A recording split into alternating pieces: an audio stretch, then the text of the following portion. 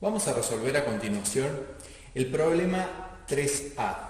El problema 3 nos pide que escribamos para los siguientes procesos industriales la ecuación química balanceada que representa cada una de las etapas y la reacción química global. Por lo tanto, ya nos está advirtiendo de que tenemos una reacción en etapas y que luego debemos realizar la suma de estas etapas para escribir la reacción química global. El problema nos dice que en una etapa de la producción comercial del metal hierro en un alto horno, el óxido de hierro 3, y ya nos da la fórmula de este óxido, reacciona con el monóxido de carbono para formar, y nos da otra fórmula que vamos a denominar ese compuesto magnetita, de ahora en más, y dióxido de carbono gaseoso. Bueno, entonces vamos a escribir la primera etapa de esta reacción. Nos dice que reacciona el óxido de hierro 3, nos da la fórmula, que es esta, con, ustedes ya sabrán, que el monóxido de carbono tiene esta fórmula para dar el óxido de hierro denominado magnetita y dióxido de carbono, que es, por supuesto, un gas. Entonces, ahí ya tenemos escrita la primera etapa. Seguido, nos dice que en la segunda etapa, el óxido, la magnetita, reacciona con más monóxido de carbono para producir el elemento hierro sólido y dióxido de carbono. Entonces, a continuación, la segunda etapa va a ser la magnetita, reacciona con más monóxido de carbono, que es gaseoso, para dar hierro sólido y más dióxido de carbono. Entonces fíjense que para realizar la suma de estas etapas y luego escribir la ecuación química global, lo que debemos hacer es primero balancear correctamente ambas etapas. Entonces lo que vamos a hacer es, vamos a ver la primera reacción. Podemos observar de que tenemos del lado de los reactivos y del lado de los productos átomos de hierro, 2 en este caso y 3 en este caso. Por lo tanto, lo que podemos hacer es, para balancear, colocar un 3 acá y un 2 de este modo. De modo tal de que ahora del lado de los productos tengo 3 por 2, 6 átomos de hierro, y del lado de los reactivos 3 por 2, 6 átomos de hierro. Ahora chequeamos los otros átomos. A ver los oxígenos, contamos, tenemos 3 por el coeficiente que escribí yo, más 3 acá. Entonces sería 3 por 3, 9. Más 1 que tengo acá. Por lo tanto tengo 9 y 1 son 10 átomos de oxígeno. Me voy ahora al lado de los productos, me fijo en los oxígenos, tengo este 2 multiplicado por este 4, 2 por 4 es 8, y no olvidemos que tenemos acá 2 átomos de oxígeno del dióxido de carbono. Tenemos 2 por 4, 8, más 2 son 10 átomos de oxígeno. Y por último, vemos el átomo de carbono. Del lado de los reactivos tenemos acá un átomo de carbono y del lado de los productos tenemos acá un carbono. Por lo tanto, si vemos, ya la primera etapa la tenemos balanceada. A continuación, lo que debemos hacer es balancear la segunda etapa. Como verán, quizás no es tan trivial el balance de esa segunda etapa. Por lo tanto, y a modo de práctica, lo que vamos a hacer es aplicar el método algebraico para balancear. Entonces recordemos que lo que hacíamos es colocar como coeficientes estequiométricos hipotéticos unas letras A, B, C y D. Y la tarea de ahora en más va a consistir en hallar el valor de esas letras. Recuerden que lo que hacíamos era después escribirnos, armarnos una tablita en donde colocamos los distintos átomos presentes en la ecuación, vamos a ver que tenemos el hierro, tenemos oxígeno y tenemos carbono. Y nada más. Y seguido lo que hacemos es escribimos las ecuaciones según las letras que les asignamos. Entonces buscamos a los átomos de hierro del lado de los reactivos, está afectado por la A y por este 3. Por lo tanto tengo 3A átomos de hierro del lado de los reactivos. Del lado de los productos está afectado por esta C. Por lo tanto tengo C átomos de hierro. Seguido me fijo en el oxígeno del lado de los reactivos. Ojo que el oxígeno está presente en dos lados. Tenemos 4 por A, oxígenos, más, y tenemos acá B oxígenos. Del lado de los productos tenemos 2 por D átomos de oxígeno. Y por último, carbono, tenemos de este lado B carbono, y del lado de los productos, acá también tenemos D carbono. Entonces ya definimos las tres ecuaciones. Esas tres ecuaciones tenemos 4 incógnitas que a continuación vamos a intentar calcular. Vamos a proponer un valor. Yo voy a propongo el valor para B igual a 1. ¿Por qué hago esto? ¿Por qué comienzo con B? Y porque es la ecuación más sencilla que tenemos acá. B yo propuse que es igual a 1 y por lo tanto B es igual a D, D entonces también va a ser igual a 1. Entonces de esta manera ya definí el valor de B y definí el valor de D. Sigo. Ahora me fijo, esta ecuación yo ya la utilicé, por lo tanto debo recurrir a alguna de las otras dos que me quedan. Si me fijo, no me va a convenir utilizar esta. ¿Para qué? Para averiguar el valor de A, ya que B lo conozco y D lo conozco. Por lo tanto, lo que voy a hacer es reemplazar. Me queda 4A más B, que dijimos que es 1, igual a 2 por D que dijimos que es 1. Entonces es 1. Lo que hacemos a continuación es despejar y averiguar el valor de A. Por lo tanto, A me queda igual a 2 por 1, es 2. Este 1 está sumando, pasa restando, me queda 1, este 4 está multiplicando, pasa dividiendo. Por lo tanto, A es igual a 1/4. Y finalmente lo que hacemos es recurrimos a la última ecuación, que es esta. 3 por A es igual a C. 3 por A es igual a C. El valor de A lo acabo de calcular, entonces 3 por A es 1/4. 1/4 es igual a C. Por lo tanto, C es 3 por 1/4. C es igual a 3/4. Listo. De este modo, entonces ya averiguamos el valor de A, de B, de C y de D. Lo que hacíamos a continuación es reemplazar las letras que escribimos en las ecuaciones por los números que acabamos de averiguar. Entonces borro A, B, C y D. Escribo los números que averigué.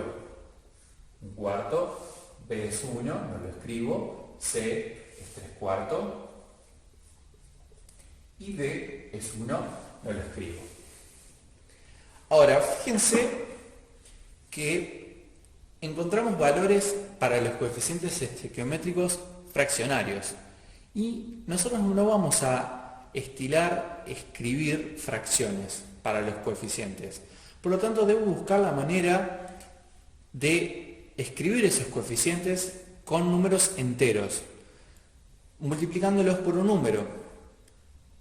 Entonces, debo pensar, ¿por qué número voy a multiplicar estas fracciones que averigüé acá, de modo tal de tener números enteros? Si ustedes se fijan, ese 1/4 y ese 3/4, si lo multiplicamos por 4, 1/4, si hago 1/4 por 4, me da igual a 1. Si a 3/4 lo multiplico por 4, obtengo 3. Insisto, debe ser el mismo número. Por lo tanto, lo que hice, lo que voy a hacer, lo que me va a convenir hacer es multiplicar toda esta segunda ecuación por 4. Entonces vamos a hacer lo siguiente. Vamos a multiplicar todo por 4. Un cuarto de la magnetita por 4, dijimos que un cuarto por 4 es igual a 1. Por lo tanto nos queda 1. Recordemos que el 1 no lo escribimos. Multiplicamos por 4 este monóxido de carbono, porque tenemos un 1 acá. 4 por 1, 4. Seguimos. Acá vamos a multiplicar por 4, 3 cuartos. 3 cuartos por 4, 3. Y vamos a multiplicar por 4 este dióxido de carbono, que tenemos un 1 acá, que se multiplica por 4, me queda 4. De este modo me queda así balanceado. Ahora lo que debemos hacer es sumar ambas etapas. Ahora, presten atención a la magnetita. Este compuesto aparece del lado de los productos en la primera etapa, multiplicado por un 2, que es el coeficiente estequiométrico, y en la segunda etapa aparece del lado de los reactivos. Por lo tanto, ustedes sabrán de la teoría de que este compuesto es un intermediario de reacción y por lo tanto, es decir, participa en el mecanismo de la reacción, pero no debe aparecer en la ecuación química global. Por lo tanto, ahora nosotros necesitamos sumar esas dos ecuaciones para escribir la ecuación química global, pero necesitamos buscar la manera de modo tal de que este intermediario de reacción no me aparezca en la etapa global, en la ecuación química global, perdón. Si ustedes se fijan, tenemos la magnetita multiplicado por un 2 de este lado y en la segunda etapa tenemos multiplicado por un 1. Al realizar la suma de esas dos etapas, necesitamos ver que esta magnetita se nos cancelen para que no aparezca en nuestra ecuación química global. Por lo tanto, nos va a convenir a la segunda etapa multiplicarlo, afectarlo por un 2, de modo tal de que esto se me cancele con esta magnetita cuando realice la suma. Por lo tanto, me va a convenir escribir la segunda etapa multiplicada por este 2. Ustedes pueden volverlo a escribir en otro renglón. Yo lo que voy a hacer es borrar y multiplicar por 2 cada uno de los coeficientes que afectan a la segunda etapa. Entonces, este 2 multiplicado por el 1 que está acá, me va a quedar un 2. 2, voy a multiplicar este 4, me va a quedar 8 monóxido de carbono. 3 por 2 me va a quedar 6 hierro y 4 dióxido de carbono multiplicado por 2 me van a quedar 8 dióxido de carbono. Ahora lo que hago es sumo ambas etapas y voy a verificar si efectivamente el intermediario de reacción se me cancela para que no aparezca en la etapa global. Tenemos 3, óxido de hierro 3, más 2 magnetitas acá, pero ojo, tenemos 2 magnetitas acá. ¿Qué quiere decir esto? De que a medida que se me forma la magnetita acá, en la segunda etapa esa magnetita me va a volver a reaccionar, por lo tanto no me va a aparecer en la etapa global, en la ecuación química global, perdón. Monóxido de carbono, tenemos 1 acá, 8 acá, nos queda 9 monóxido de carbono. 6 átomos de hierro, más monóxido de carbono, 1, y acá tengo dióxido de carbono, 8 y 1 son 9 dióxido de carbono. Si ustedes se fijan, efectivamente en la ecuación química global, el intermediario de reacción, que es la magnetita, no me figura. Y por lo tanto, de este modo queda balanceada la ecuación química global. Vamos a resolver ahora el problema número 4. Nos dice que la combustión de la glucosa, y nos da la fórmula de la molécula de glucosa, con oxígeno gaseoso produce como productos dióxido de carbono y agua. Y tiene la ecuación química de este proceso. El inciso A nos pide que balanceemos la ecuación química. Entonces rápidamente lo que podemos ver es, si vemos detenidamente esta ecuación, vemos que la molécula de glucosa tiene 6 átomos de carbono, tenemos 6 carbonos del lado de los reactivos y del lado de los productos tenemos un solo átomo de carbono. Por lo tanto, nos va a convenir encarar el balance de esta ecuación colocando un 6 en la molécula de dióxido de carbono, de modo tal de que ahora tengo 6 carbono acá, 6 carbono acá.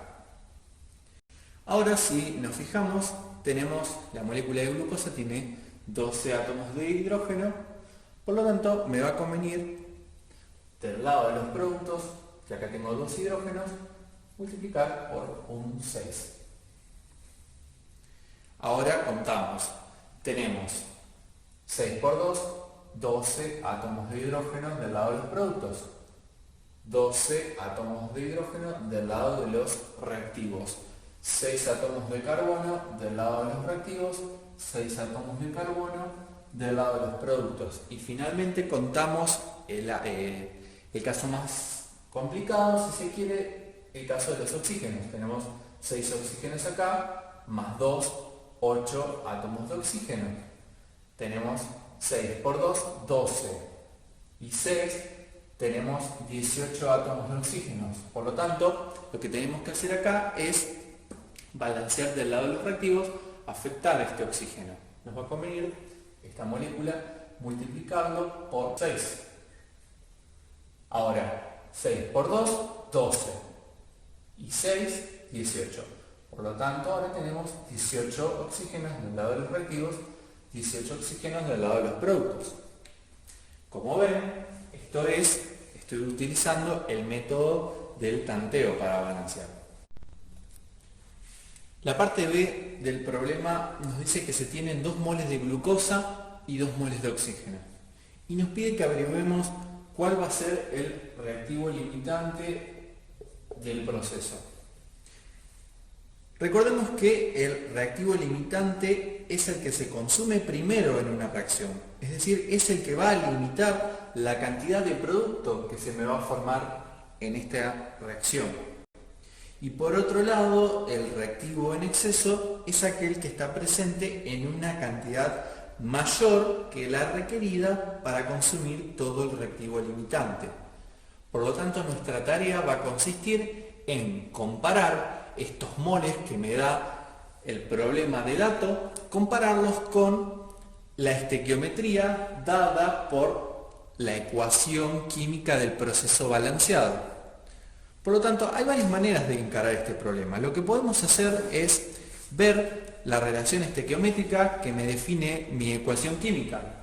Yo sé que un mol de glucosa reacciona con 6 moles de oxígeno. 6 moles de oxígeno.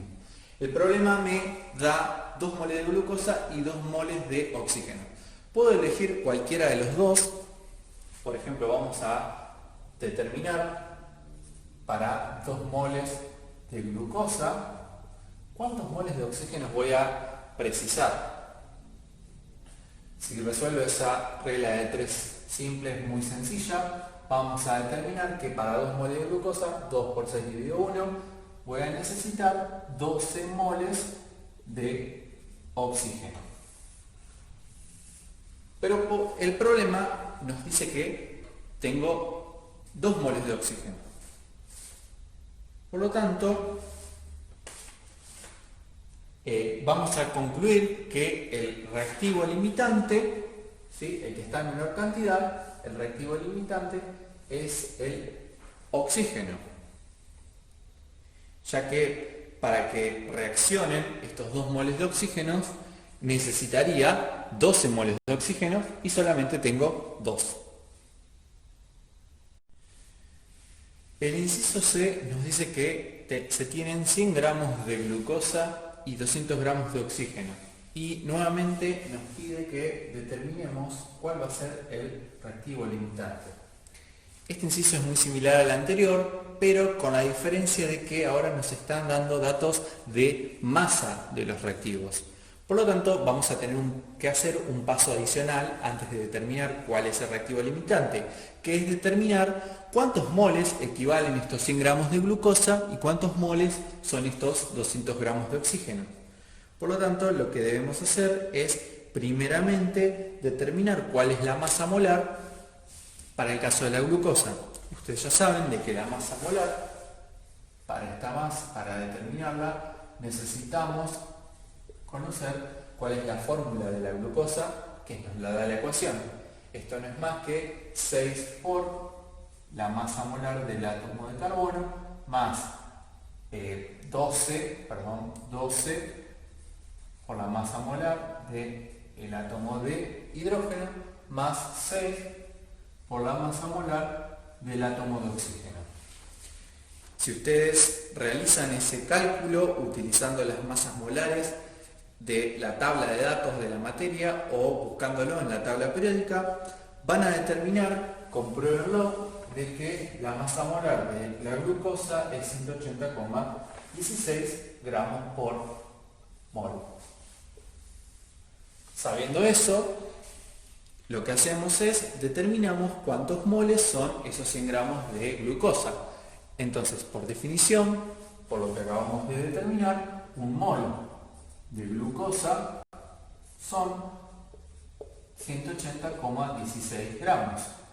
Ahora, 100 gramos de glucosa, X, lo que hacemos es, hacemos 100 por 1 dividido 180,16. Nuevamente, compruébenlo, el valor obtenido es 0,55 moles de glucosa. Ahora lo que hacemos es, repetimos la operatoria para el caso del oxígeno. Tenemos que la masa molar para la molécula de oxígeno es 2 por la masa molar del átomo de oxígeno. Si lo calculan a ese cálculo, esa operación, que es muy sencillita, es 31,998 gramos por mol. Recuerden las unidades de la masa molar, es gramos por mol. Ahora, yo sé que por esta definición, por lo que acabamos de ver, un mol de molécula de oxígeno es 31,9988 gramos. ¿Cuántos moles equivalen 200 gramos de oxígeno? X. Si realizo esa regla de 3, voy a determinar que 200 gramos de oxígeno son 6,25 moles de oxígeno. Entonces, una vez que determinamos cuántos moles de glucosa y cuántos moles de oxígeno yo estoy agregando a mi sistema, lo que debo hacer ahora es determinar, tal cual nos lo pide el problema, cuál es el reactivo limitante, utilizando la relación estequiométrica de la ecuación. Nuevamente, sabemos de que un mol de glucosa reacciona con 6 moles de oxígeno. Entonces, un mol de glucosa reacciona con 6 moles de oxígeno, porque es lo que me dice mi ecuación química, balanceada. Si esto no está balanceado, todo lo que continúe haciendo va a estar mal. Ahora lo que hacemos es comparamos con alguno de los valores de los moles que estoy agregando a mi sistema. Puedo utilizar el oxígeno, por ejemplo, o la glucosa, 0,55, o colocar acá 0,55 moles de glucosa y determinar cuántos moles de oxígeno van a reaccionar. Si realizamos esa reglita de 3, vamos a obtener que nos da un valor de 3,3 moles de oxígeno. Pero yo estoy agregando, en realidad, 6,25 moles de oxígeno. Por lo tanto, el oxígeno me está diciendo que está en un exceso. Por lo tanto, la glucosa es el reactivo limitante. El inciso B nos dice que si nuestro cuerpo extrae alrededor de 20 moles de oxígeno del aire por día, ¿cuántos moles de glucosa estarían en condiciones de quemarse? Nuevamente, lo que vamos a utilizar es la relación estequiométrica dada por la ecuación balanceada. Nosotros sabemos que cada 6 moles de oxígeno reaccionan o se queman 1 mol de glucosa. Coloco la palabra glucosa para no estar escribiendo la fórmula de la glucosa. Ahora vamos a ver cuántos moles de glucosa se me queman con 20 moles de oxígeno. Simplemente lo que voy a hacer es realizar esta regla de 3, 20 por 1 dividido 6 y obtengo un valor de 3,3 moles de glucosa.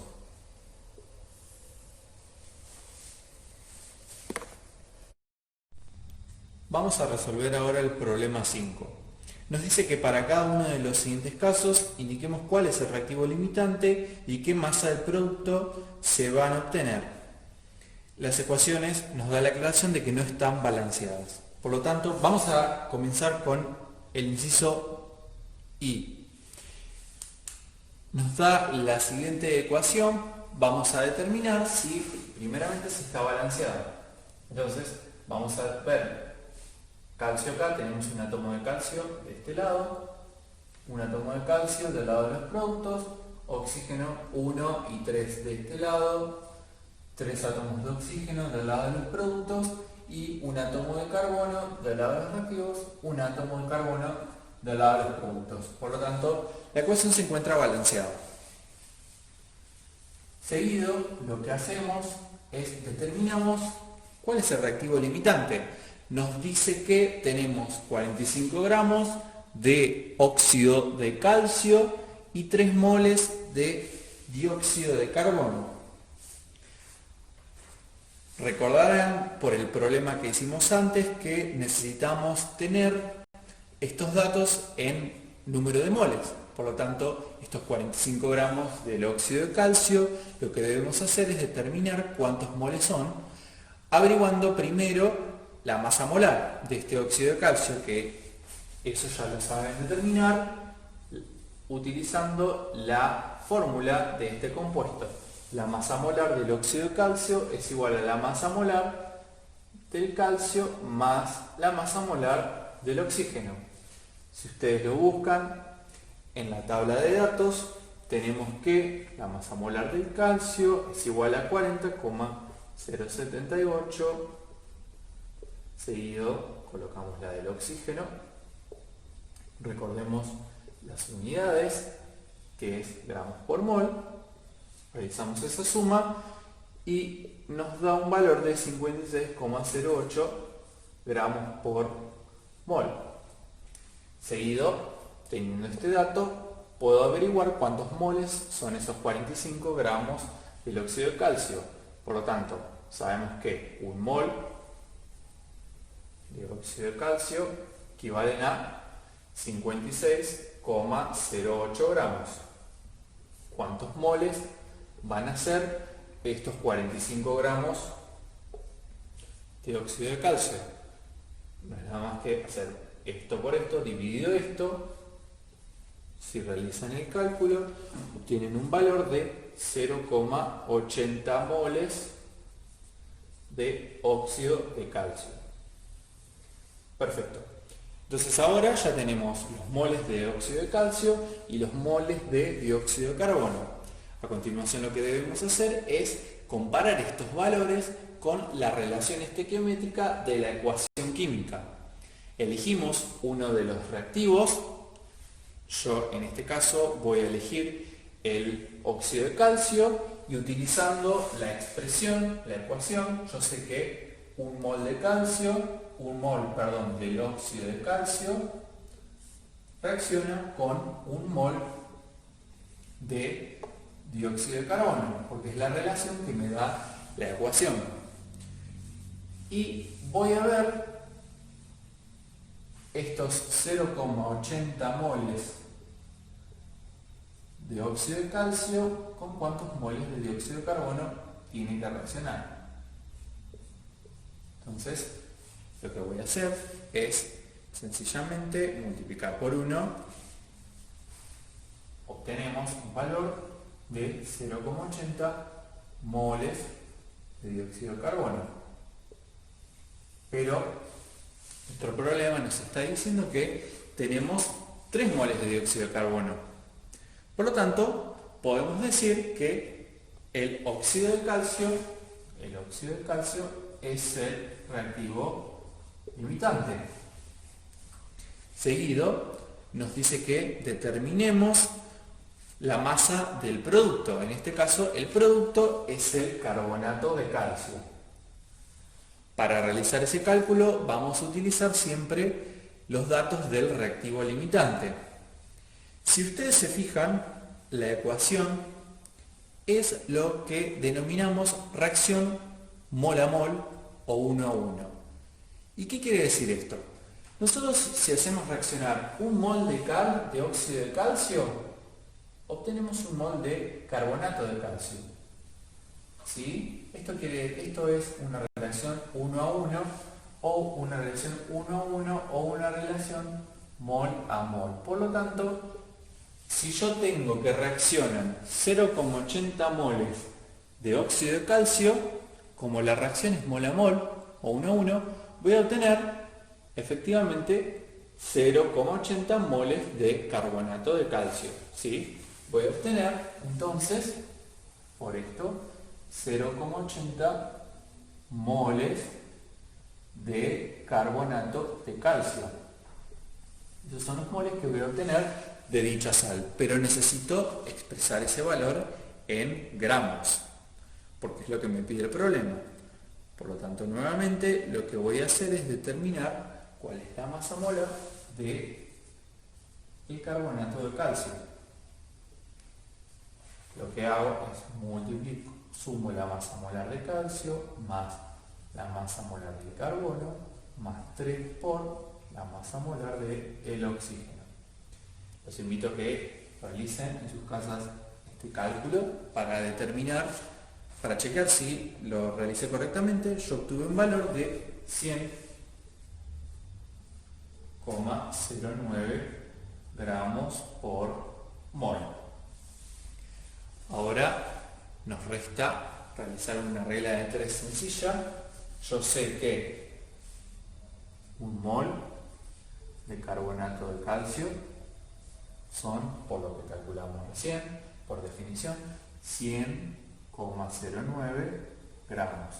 Ahora, ¿cuántos gramos son estos 0,80 moles de carbonato de calcio que se me van a formar por esta reacción química? Realizo 0,80 por 100,09 dividido 1. Y en ese caso obtengo un valor de 80,07 gramos de carbonato de calcio. Y ese es el valor del producto .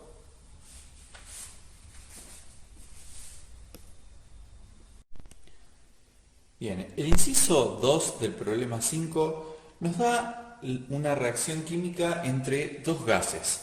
Y nos dice que tenemos 2 litros de nitrógeno y 5 litros de hidrógeno.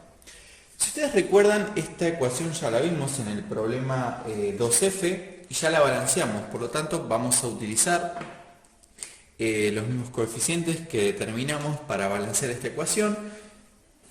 Vimos que era un 3 acá y un 2 acá. El problema nos da como dato que tenemos los volúmenes de esos gases. Y también nos dice que estos se encuentran en condiciones normales de presión y temperatura. Ustedes recordarán de la clase de gases, de que en estas condiciones suponen tener una temperatura de 273 grados Kelvin y una presión de una atmósfera. Entonces, el problema va a consistir, primero, para determinar cuál es el reactivo limitante, va a ser calcular la cantidad de moles de estos gases. Teniendo estos datos, sabiendo que fueron medidos bajo estas condiciones, podemos determinar cuántos moles equivalen a estos volúmenes de los gases utilizando nuestra ya conocida ecuación de los gases ideales. P por B es igual a nRT. Entonces nuestro problema va a consistir al comienzo en determinar cuántos moles tenemos de gases. La presión la tenemos, el volumen, el dato del volumen es el que nos da, R es la constante universal de los gases ideales y T es la temperatura, que son los 273 grados Kelvin. Entonces, si despejamos el número de moles de la ecuación de gases ideales, tenemos que N es igual a P por B sobre RT.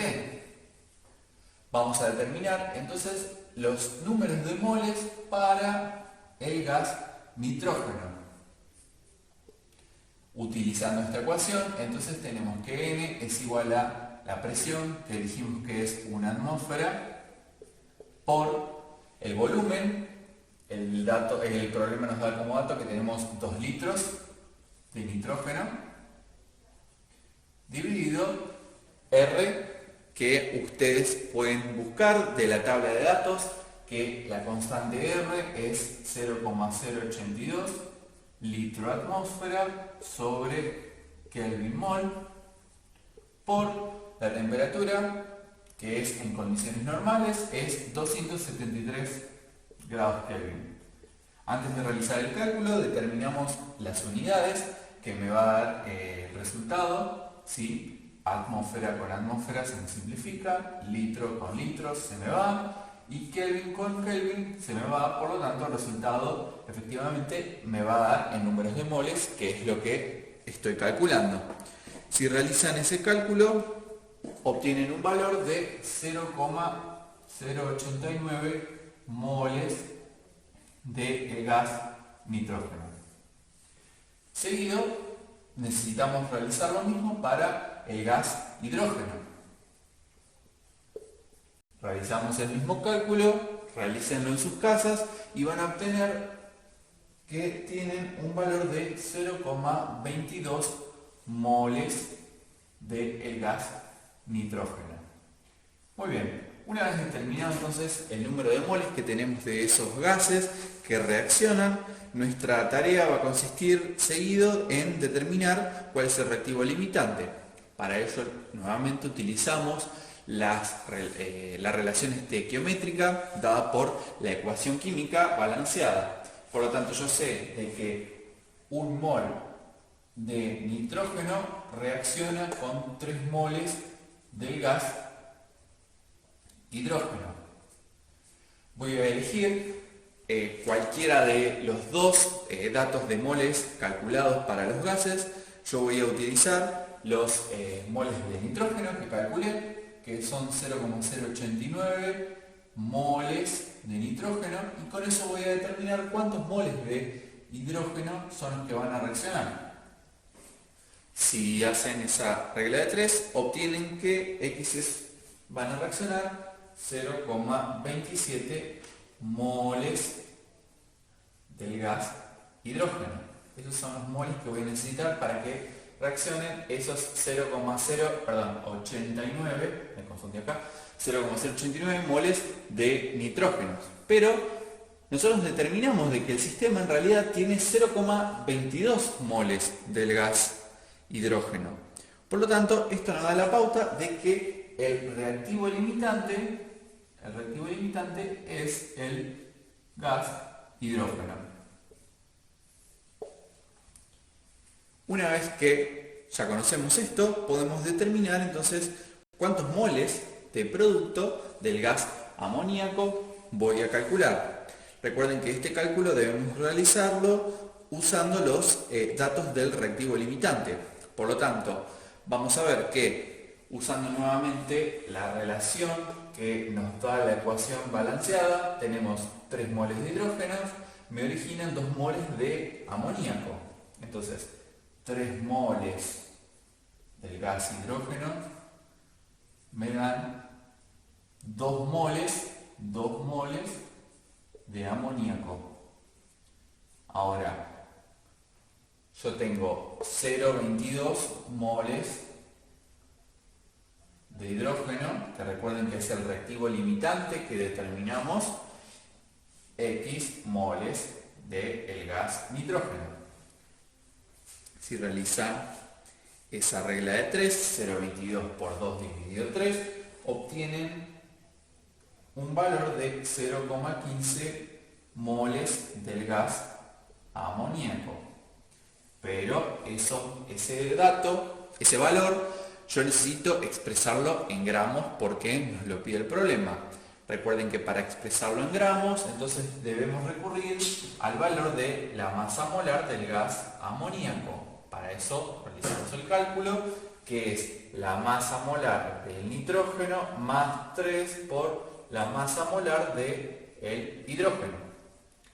Realicen este cálculo usando las masas molares, buscándolo de la tabla, y yo obtuve un valor de 17,03 gramos por mol. Esa es la masa molar del amoníaco. Por último, usando este dato, ¿qué nos dice esta masa molar? De que un mol de amoníaco son 17,03 gramos de dicho gas. Yo necesito determinar la masa para esta cantidad de moles que me genera el problema, que me genera esta reacción. Entonces, 0,15 moles de amoníaco van a ser X gramos. Entonces, X va a ser 0,15 moles por 17,03 dividido 1. Háganlo al cálculo. Yo obtuve un valor de 2,5 gramos de el gas amoníaco. Y ese es el resultado del producto.